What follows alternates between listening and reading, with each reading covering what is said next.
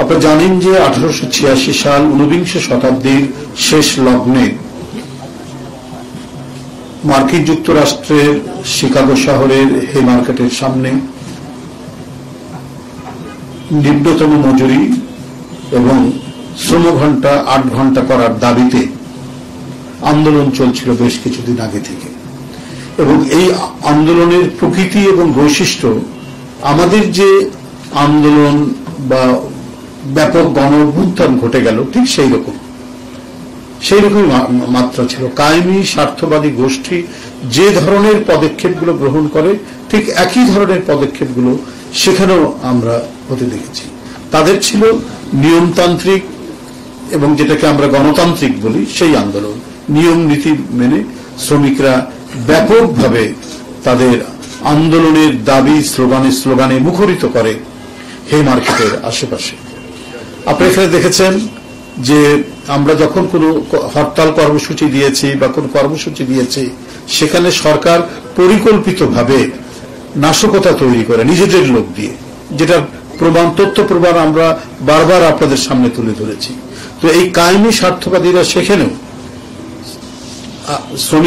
শ্রমিকদের ন্যায্য দাবি দেওয়ার একটা মিছিল থেকে পুলিশের উপর বোম্বিং করা হয় বলে অভিযোগ তুলে গ্রেপ্তার করে শ্রমিক নেতৃবৃন্দকে, এবং যারা খুব বিখ্যাত শ্রমিক নেতা ছিল এবং যেটা ছিল খুবই ন্যায়সঙ্গত। বলা হতো বিশেষ করে সেই সময় ইউরোপে, কারণ সেখানে তো শিল্প বিপ্লব ঘটেছে মার্কিন যুক্তরাষ্ট্র এবং ইংল্যান্ডে, বলা হতো যে শ্রমিকের বিছানা কখনো ঠান্ডা থাকে না, কারণ স্বামী যখন কাজের জন্য যাচ্ছেন তখন স্ত্রী কাজ থেকে এসে সেই বিছানায় ঘুমাচ্ছে। এই কারণে বলা হতো যে শ্রমিকের বিছানা কখনো ঠান্ডা হয় না, অথবা তার শিশু সন্তানটি কাজে যাচ্ছে। এই ছিল শ্রমিকদের হাল হকিকত, এই ছিল তাদের মানবতর জীবন। তো সেইখান থেকে, এবং শ্রমঘণ্টারও কোনো শেষ ছিল না, 12 ঘন্টা, 14 ঘন্টা, 15 ঘন্টা, 16 ঘন্টা। তো সেইটা 8 ঘন্টা করার দাবিতে এবং নিম্নতম মজুরি নির্ধারণ করার জন্য এই আন্দোলন তীব্র থেকে তীব্রতর হয়। এবং সেই তীব্রতর করার ক্ষেত্রে এটিকে দমন করার জন্য ওই নাশকতার আশ্রয় বা নাশকতার কথা বলে সেখানে পুলিশের উপর বোমা বিস্ফোরণ ঘটিয়ে কয়েকজন পুলিশ মারা যায় এবং শ্রমিক নেতাদেরকে ধরে নিয়ে যাওয়া হয়। দেখুন, এটা এতই ন্যায্য আন্দোলন ছিল যে পৃথিবীর বিভিন্ন বড় বড় কবি সাহিত্যিকদের মনেও নাড়া দিয়েছে। এবং যে শ্রমিক নেতাদের বিচার কার্য চলছিল সেই বিচার কার্যে এত অমানবিক যে পৃথিবীর আপনার মননশীল হৃদয়ও কেঁদে উঠেছিল। স্বয়ং ইংল্যান্ড থেকে বিখ্যাত মনীষী লেখক জর্জ বার্নার্ড শ অনুরোধ করেছিলেন আমেরিকার আদালতকে যে আপনারা এই শ্রমিক নেতাদের ফাঁসি দেবেন না, কিন্তু বার্নার্ড শর মতো এই ধরনের একজন কীর্তিমান মানুষের তারা শোনেননি, অনুরোধও তারা শোনেননি। সেই শ্রমিক নেতৃবৃন্দকে ফাঁসি দিয়েছিলেন। এবং এই যে ফাঁসি দিয়ে আন্দোলন দমনের যে প্রচেষ্টা, কিন্তু সেই প্রচেষ্টা তো সফল হয়নি। আমাদের দেশেও দেখেছি যে কত ধরনের আয়নাঘর, কত ধরনের গুম খুনের কত কর্মসূচি সেই কায়েমি স্বার্থবাদী সরকার করে, কিন্তু যে শেষ রক্ষা হয় না। এই যে শেষ রক্ষা হয় না যে ইতিহাস, সেই ইতিহাসটুকু ওরা ভুলে যায়, এবং ভুলে যায় বলে বারবার রিপিট করে, বারবার এর পুনরাবৃত্তি হয়। এবং সেই পুনরাবৃত্তি আমরা এখানেও দেখেছি, এবং সেই পুনরাবৃত্তির জোরেই আমরা দেখেছি ইতিহাসে যে স্বৈরাচারের যে পতন হয় সেই পতনও আমরা লক্ষ্য করেছি। সেই জন্য আমি বলেছি যে 19বিংশ শতাব্দীর হে মার্কেটে শ্রমিকদের যে আন্দোলন এবং আমাদের এখানে বৈষম্য বিরোধী যে আন্দোলন হয়েছে দুনিয়া কাঁপানো, যে এটার মধ্যে চরিত্র এবং বৈশিষ্ট্যের মধ্যে কোনো আমরা পার্থক্য দেখিনি, বরং প্রায় সমগোত্রীয়। বন্ধুরা, বৈশাখের খরতাপের মধ্যে আমাদের আমন্ত্রণে আপনারা উপস্থিত হওয়ায় কৃতজ্ঞতা জানাচ্ছি। সাংবাদিক বন্ধুগণ, আগামীকাল বৃহস্পতিবার 1 মে ঐতিহাসিক মহান মে দিবস, বিশ্ব স্বীকৃত আন্তর্জাতিক শ্রমিক দিবস। 1886 সালে আমেরিকার শিকাগো শহরের হে মার্কেটে শ্রমিকদের রক্তস্নাত আন্দোলনের মাধ্যমে অর্জিত আন্তর্জাতিক শ্রমিক দিবস পালনের জন্য বাংলাদেশের সর্বকালের শ্রেষ্ঠ শ্রমিক শহীদ রাষ্ট্রপতি জিয়াউর রহমান, বীর উত্তম প্রতিষ্ঠিত বাংলাদেশ জাতীয়তাবাদী শ্রমিক দল আগামীকাল দুপুর 2 ঘটিকায় নয়াপল্টন বিএনপি কেন্দ্রীয় কার্যালয়ের সামনে শ্রমিক সমাবেশ করবে। এতদ বিষয়ে শ্রমিক দলের পক্ষ থেকে পুলিশ কমিশনার বরাবর পত্র দিয়ে তাদেরকে অবহিত করা হয়েছে। প্রস্তুতির কথা শিমুল ভাই আপনাদেরকে বলেছেন, ইতিমধ্যে চিঠি দেওয়া হয়েছে পুলিশ কমিশনারকে, এবং এই সভাটি সাফল্যমণ্ডিত করার জন্য শ্রমিক দল প্রায় প্রতিদিনই তারা প্রস্তুতি সভা করেছেন। সেই সভায় আমিও দূরে ছিলাম, দূর থেকে আমার বক্তব্য নেওয়া হয়েছে। নজরুল ভাই স্বয়ং উপস্থিত থেকেছেন, শ্রমিক নেতৃবৃন্দ উপস্থিত থেকেছেন, এগুলো টোটাল তত্ত্বাবধান এবং এটা সমন্বয় করেছেন শিমুল ভাই। ক্রমাগতভাবে প্রতিনিয়ত প্রতি মুহূর্তে ঘন্টায় ঘন্টায় তারা এই কাজগুলো করেছে।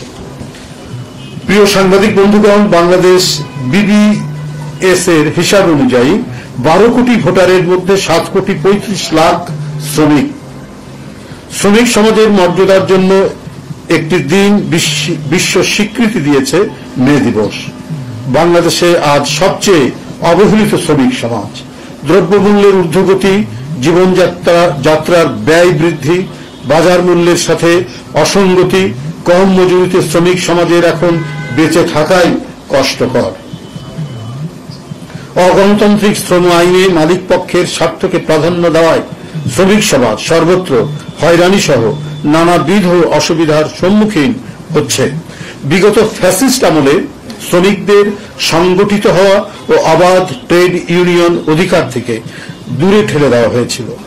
অত্যাবশ্যকীয় পরিষেবা বিল 2023 মাধ্যমে শ্রমিক কর্মচারীদের দাবি উত্থাপনের অধিকারকে আইন করে বন্ধ করার ব্যবস্থা করা হয়েছে।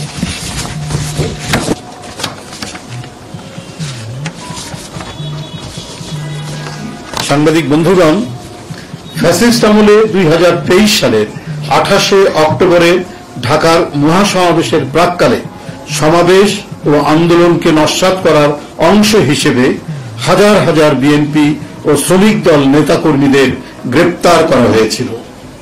ওই সময়ে কারাবন্দী শ্রমিক দল নেতা ফজলুর রহমান কাজলের হাতে হ্যান্ডকাপ, পায়ে ডান্ডা বেরি পড়া অবস্থায় হাসপাতালের বারান্দার ফ্লোরে বিনা চিকিৎসায় হত্যা, মজুরি বৃদ্ধির আন্দোলনে 4 জন গার্মেন্টস শ্রমিক আঞ্জুয়ারা খাতুন, রাসেল হাওলাদার, জালাল উদ্দিন ও ইমরানকে আওয়ামী সন্ত্রাসী ও পুলিশ গুলি করে হত্যা করেছিল।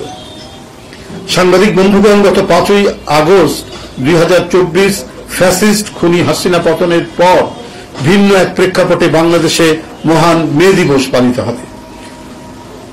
আজান দিচ্ছেন, আজানের জন্য আমরা 1 মিনিট বন্ধ রেখে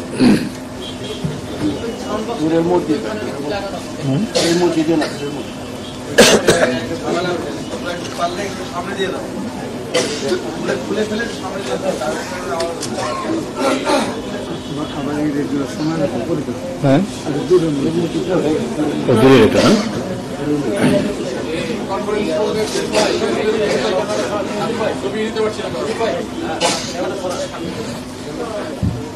বৈষম্য বিরোধী ছাত্র শ্রমিক জনতা, এটা আমাদের কাছের মসজিদ, অনেক দূরের মসজিদ।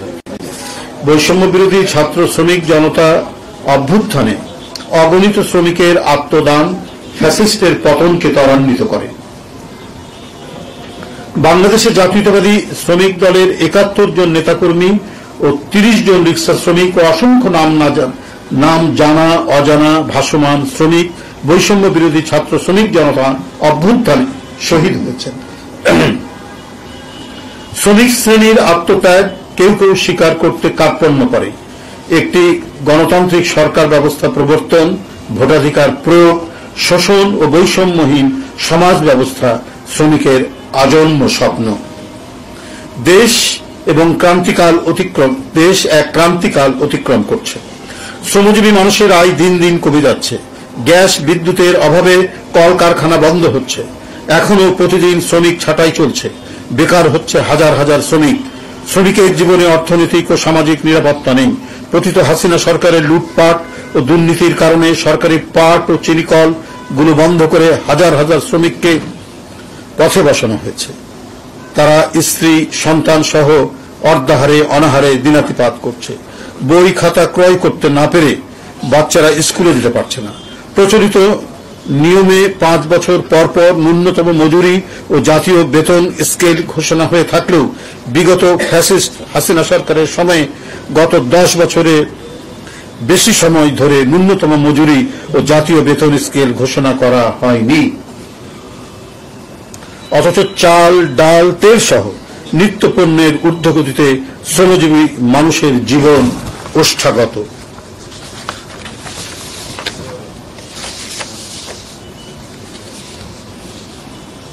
অন্যদিকে সরকারি দপ্তরগুলোতে নিয়মিত পদ বিলুপ্ত করে আউটসোর্সিং নিয়োগ দেওয়া হচ্ছে, ফলে শ্রমের ক্ষেত্রগুলো ক্রমেই সংকুচিত হচ্ছে, তৈরি হচ্ছে শিক্ষিত লাখ লাখ বেকার। অন্যদিকে বৈদেশিক মুদ্রা অর্জনকারী সোনালী আঁশ খ্যাত পাটের উৎপাদন ও বিপণন ব্যয় বাংলাদেশের মানুষের খাদ্য তালিকার অন্যতম উৎপাদন আমাদের দেশে তৈরি স্বাস্থ্যসম্মত চিনির পরিবর্তে কেমিক্যাল যুক্ত বিদেশি চিনির উপর বিদেশ নির্ভরতা বৃদ্ধি পাচ্ছে। দেশ হারাচ্ছে শ্রমজীবী মানুষের কষ্টার্জিত বৈদেশিক মুদ্রা। অবাধ ট্রেড ইউনিয়ন গঠন, শোভন কাজ, নিরাপদ কর্মক্ষেত্র সহ শ্রমিকদের জন্য রেশনিং ব্যবস্থার দাবিতে শ্রমিক শ্রেণী তাদের অধিকার প্রতিষ্ঠার প্ল্যাটফর্ম হিসেবে বাংলাদেশ জাতীয়তাবাদী শ্রমিক দল কর্তৃক আয়োজিত মহান মে দিবসে শ্রমিক সমাবেশে সর্বস্তরের শ্রমজীবী মানুষ অংশ নেবেন বলে আমরা আশা করছি। আপনারা দেখেছেন যে এই ফ্যাসিস্টদের সমর্থক কিছু ব্যবসায়ী গোষ্ঠী তারা টাকা লুটপাট করেছেন, টাকা পাচার করেছেন, কিন্তু তাদের যে সমস্ত প্রতিষ্ঠান গড়েছিল সেখানে হাজার হাজার শ্রমিক কর্মরত ছিল, কিন্তু সেই শ্রমিকদের ছাঁটাই করে বন্ধ করে দিয়েছে মিল কারখানাগুলো।